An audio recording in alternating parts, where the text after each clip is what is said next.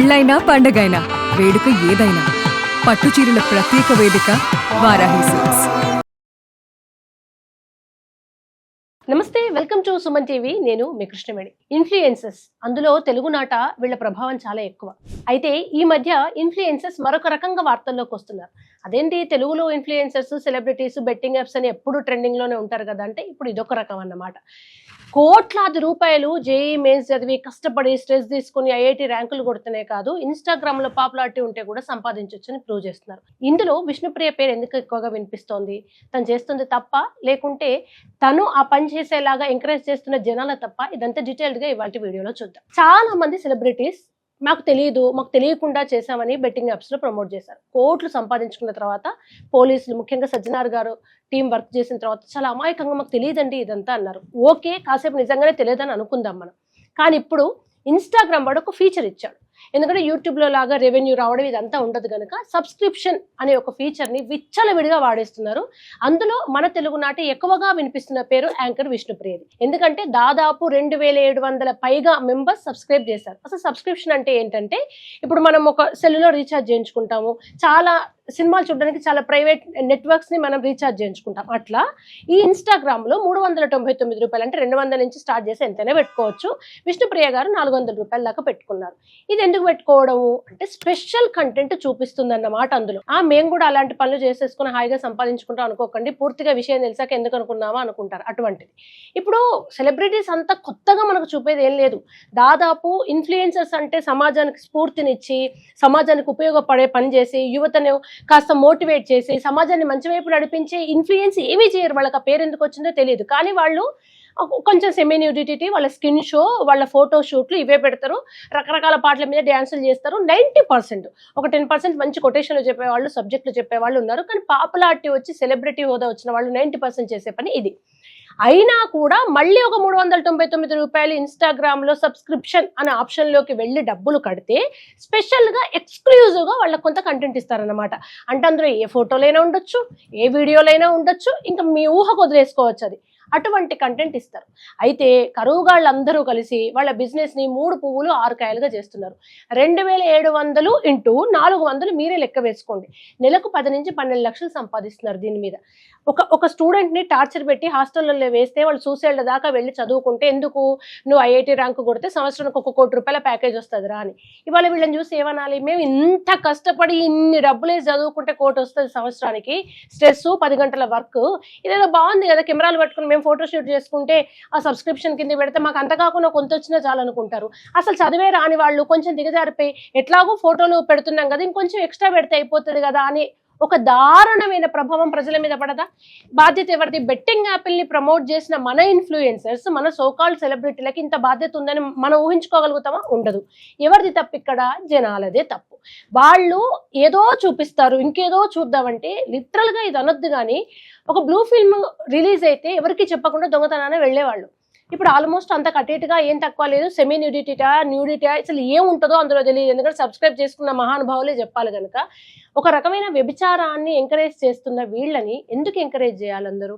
ఇవాళ ఆ డబ్బులు కట్టేవాడు డబ్బులు బాగుండి 400 పోతే పోని అనుకునేవాడై ఉండొచ్చు.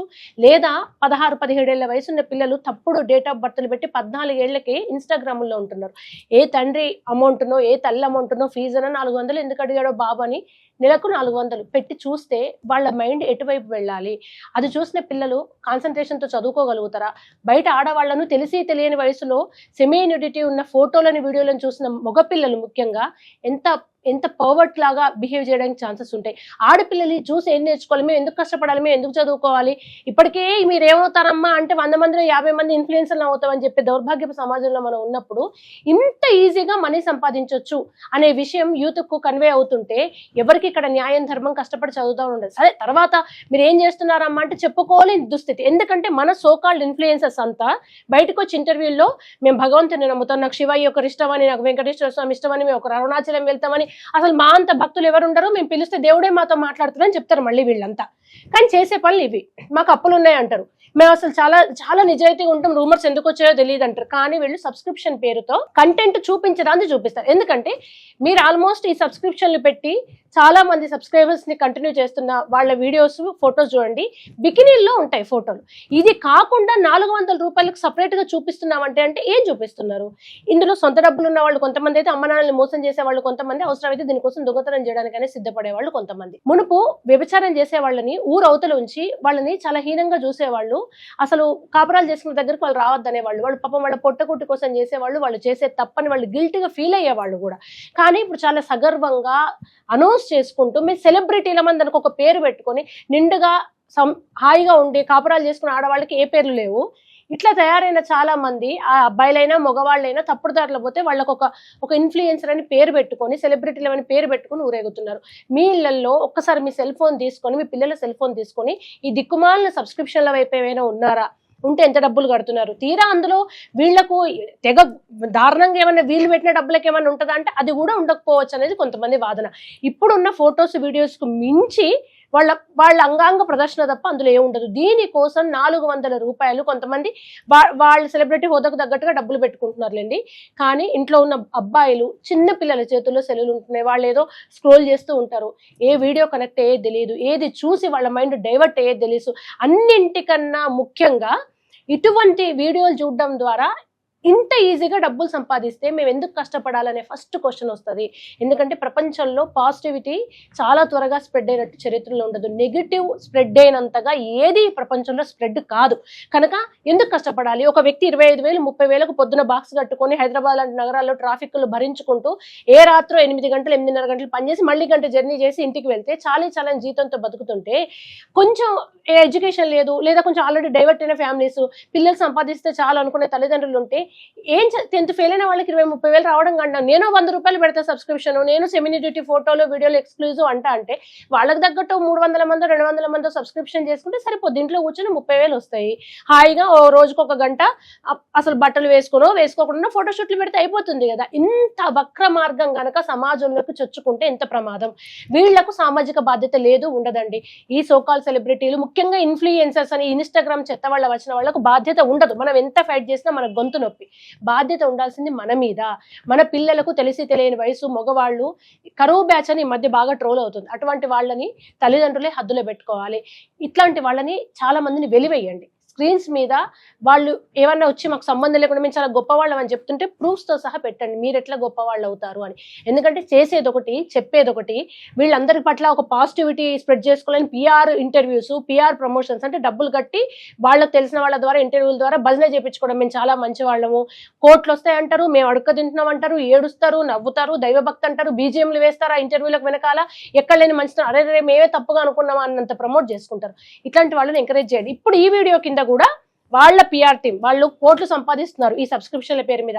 లక్షలు పెద్ద విషయం కాదు. 1,00,000 రూపాయలు పెట్టి ఒక టీంను పడేస్తే వాళ్ళు వచ్చి కింద కామెంట్లు పెడుతుంటారు, మేము చేసిన పని సూపర్ అని. ఏ రకంగానో మీరు విశ్లేషించి పెట్టండి, కామెంట్స్ పెట్టండి. మా ఇన్ఫ్లుయెన్సర్ సబ్స్క్రిప్షన్ పెట్టి ఎక్స్క్లూజివ్గా డబ్బులు కడుతున్న వాళ్ళకు వేరే చూపిస్తుంది, అది చాలా చట్టబద్ధమైంది, న్యాయబద్ధమైంది. వీటన్నింటికి పక్కన పెడితే న్యాయమో చట్టమో ఇన్స్టా వాడు ఇచ్చిన యాప్ అది మేము అనలేము. ఇది నీతి నిజాయితీతో కూడుకున్న విషయం. అవసరమైన రోజు మా సోకాల్డ్ ఇన్ఫ్లుయెన్సర్ బయటకు వచ్చి అవునండి నేను సబ్స్క్రిప్షన్ పెట్టినా, ఇన్ని వేల మందికి ఈ ఫోటోలు చూపిస్తున్నాను, వృత్తి ఇదని సగర్వంగా అనౌన్స్ చేయమని చెప్పండి నాకు కామెంట్స్ పెట్టే కన్నా ముందు.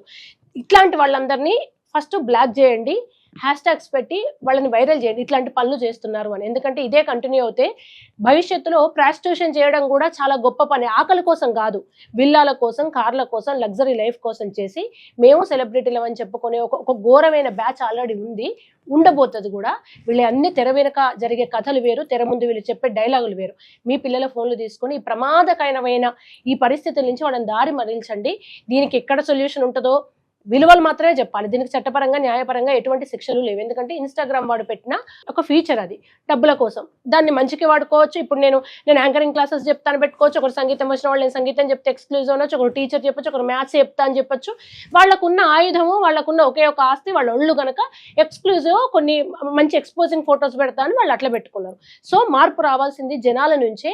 ఇటువంటివి మీకు కనబడితే మీరు కామెంట్స్లో అలాగే హ్యాష్ట్యాగ్స్ రూపంలో దీన్ని వ్యతిరేకించండి. వ్యతిరేకిస్తే అయినా వాళ్ళకు డబ్బే ముఖ్యం, అయినా మారరు. అట్లీస్ట్ మనం ప్రయత్నం చేద్దాం. కనుక ఇన్స్టాగ్రామ్ యూజ్ చేసే వాళ్ళందరూ జాగ్రత్తగా ఉండండి. ఇట్లాంటి వాళ్ళని దయచేసి ఎంకరేజ్ చేయకండి. అందులో ఏం ఉండదు, మళ్ళీ మీరు మామూలుగా చూసే ఫొటోసే ఉంటాయి. కనుక ప్లీజ్ ఇటువంటి నెగిటివిటీ నుంచి బయటకు వచ్చేసేయండి.